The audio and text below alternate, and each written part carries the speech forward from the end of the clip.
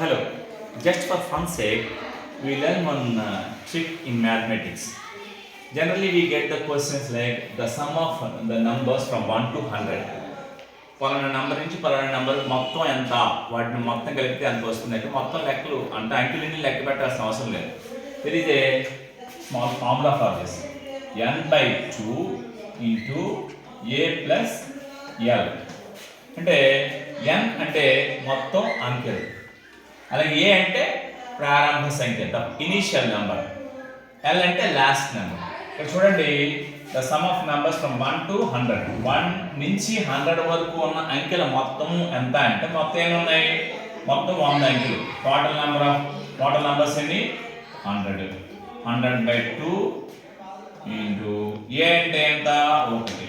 1 plus L అంటే last number ఏంటి 100.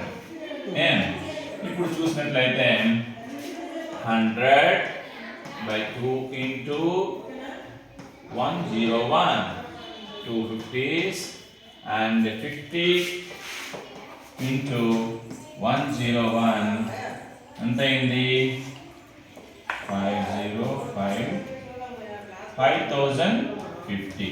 The total number of the sum of the numbers from 1 to 100 and 5050. Simple గా అన్ని అంకెలు లెక్క పెట్టాల్సిన అవసరం లేదు. ఇది సింపుల్ ఫార్ములా.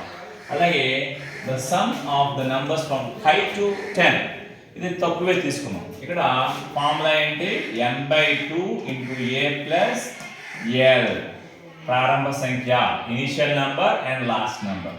టోటల్ నంబర్స్ ఎన్ని 5 to 10 అంటే 5 6 7 8 9 10. మొత్తం టోటల్ నంబర్స్ అంతా 5 to 10 అంటే 6 కదా.